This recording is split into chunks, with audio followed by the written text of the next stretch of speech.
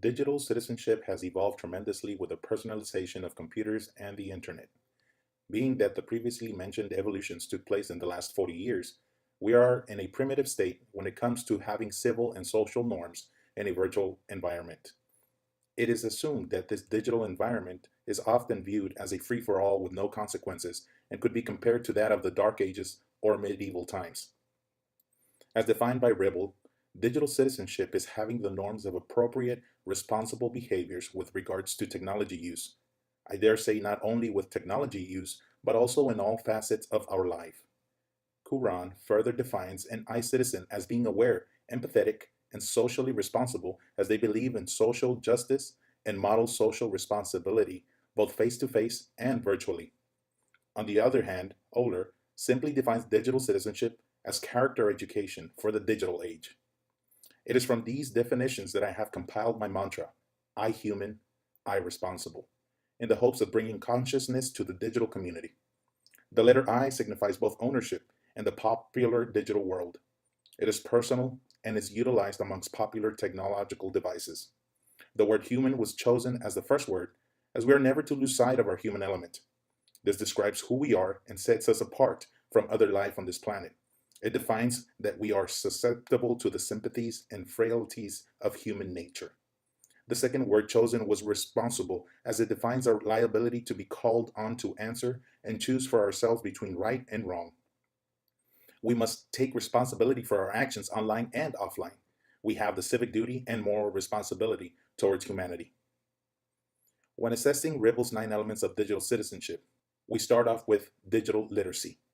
We cannot promote anything that we do not understand. In order to create awareness of digital citizenship, we must understand the learning curve of the subject and the technologies that come with it. Students are born with technology at their fingertips. Technology is fast paced, as should be our responsibility to provide the literacy skills for tomorrow's technology, not yesterday's technology. Digital access. In this presentation, I had to be widespread and engaging for all audiences. Therefore, a video presentation uploaded to YouTube would serve a greater purpose in targeting visual and auditory learners. This video can be easily downloaded and in turn grant access to rural areas where access to online resources is not available. Our next element is digital law, and it's branching into digital commerce and digital security. When touching upon this subject, it is impossible not to think of copyright law. In accordance with the U.S. Copyright Office Copyright Basics document, a copyright infringement is executed when someone makes use of unauthorized copyright material, whether it is done intentionally or not. Within this section, I executed my right under the fair use doctrine. As stated, under certain for media and social impact, educators must be able to claim their right to use fair use and be able to teach it to our students. Though in some instances students are covered under this doctrine, citing their resources and avoiding plagiarism remains their responsibility.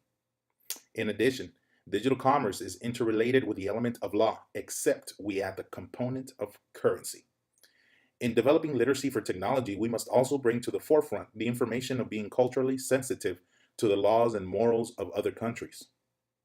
Being mindful of the crimes under digital law, the likes of viruses, spam, and downloading illegal content, we must be cognizant of unethical and illegal commerce related to gambling, child pornography, and the black market goods and services. Coupled with digital commerce and law and the element of digital security, the most important facet of digital security is self-protection in the form of information. The unintentional digital footprints are left behind without the user being aware, or in the example provided by digital natives, the information before you're even born, like your name, surname, sonogram, and medical information, is already being recorded without your consent. In a nutshell, we must secure our digital footprint, tattoo, which is our user information. According to Johnson, in order to get a foot into a promising company, you must keep your digital footprint tattoo clean, publish smart blogs, videos, and pictures, and communicate, collaborate in meaningful ways across social media. It is imperative to cultivate a positive digital footprint, as otherwise it could cause harm to your image and in the eyes of new friends, family, or prospective employers. Next, in the pursuit of my I Human, I Responsible awareness campaign, I was able to clearly mesh digital communication, digital etiquette, and digital health and wellness together. When it comes to digital communication and etiquette, not only do users have difficulty finding an appropriate medium, but the appropriate behavior as well. Here's where I enter into the subject of bullying, whether it is online or offline. One great example of bullying is Monica Lewinsky's story that ignited news outlets. Lewinsky reflected that she had to deal with the shame game as media outlets and the internet plastered her story for public display. Similar to the Salem witch trials in Massachusetts, where women were hanged because a small town looked at them differently, victims of bullying cope with public hanging sentences received through newspapers, televisions, and the internet.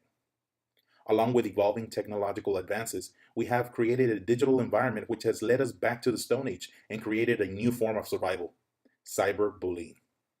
Willard defines this type of bullying as the use of digital technologies to intentionally engage in hurtful acts directed towards another.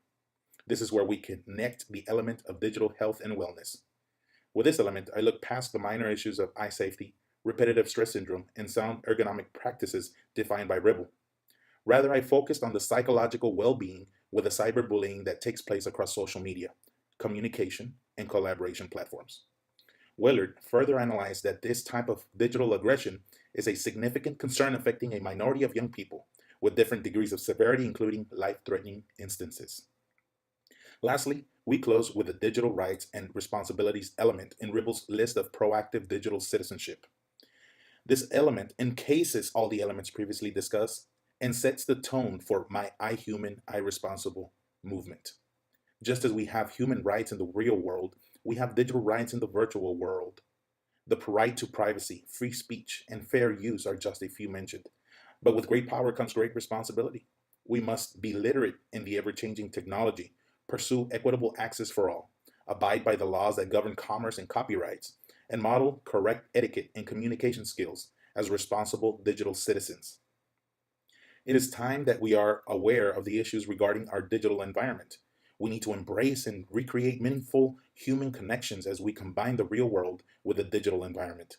Finally, my I Human, I Responsible movement is embarking on its first journey. No one may have all the answers to solve the issues in the digital society, but bringing awareness is a giant leap in the right direction. It is in our human nature to assume this responsibility.